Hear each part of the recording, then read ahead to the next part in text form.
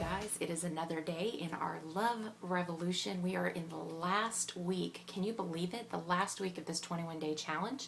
I can't believe it because it seems like we still have so much to cover when it talks about having a love revolution. But, you know, that's just life in general. We continue to grow and we learn every single day.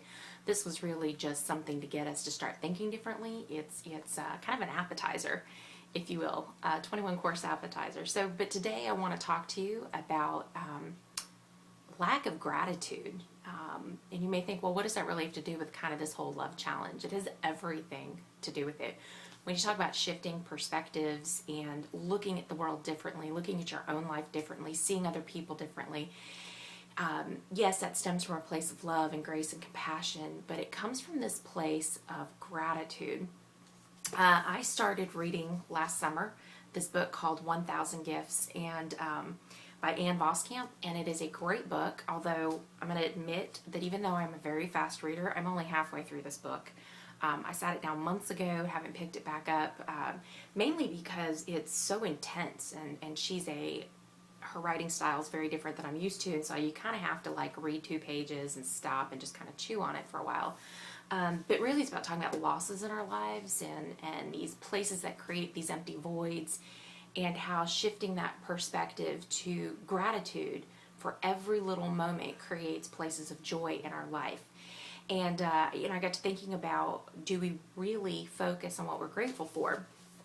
And there was a sentence in here, and it's just a sentence I wanted to read to you, but talking about the fact that we just are not satisfied with what we have in our life, and we look around at the places that we are, and we see a world of lack, a universe of loss, a cosmos of scarcity and injustice. And so what she says here, I think, is really important, that, you know, losses do that. One life loss can infect the whole of a life. Like a rash that wears through our days, our sight becomes peppered with black voids. Now everywhere we look, we only see all that isn't. Holes, lack, and deficiency. And I think that's really the key point to today's challenge, is shifting your perspective to not see what isn't there, or what injustice has been done, or what loss you have had, what dark void remains in its place, but shifting to find the things to be grateful for.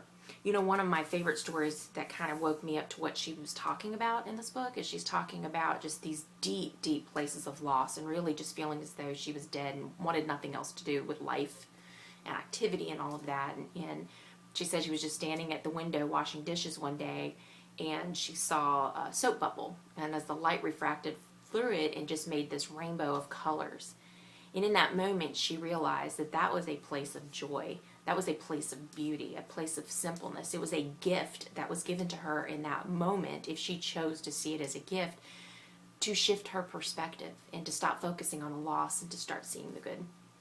So really our challenge today, in order to create this continual place of sustainable love and joy and happiness, is start shifting your perspective to what is good.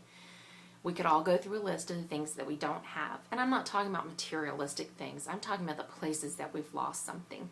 We've lost family members.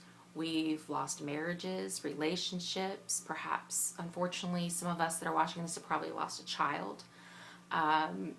We've lost things in our life that, like your dignity. It could have been gone through something that created a place of humiliation for you. What I'm saying is we all have places that have caused us to have wounds that are left behind.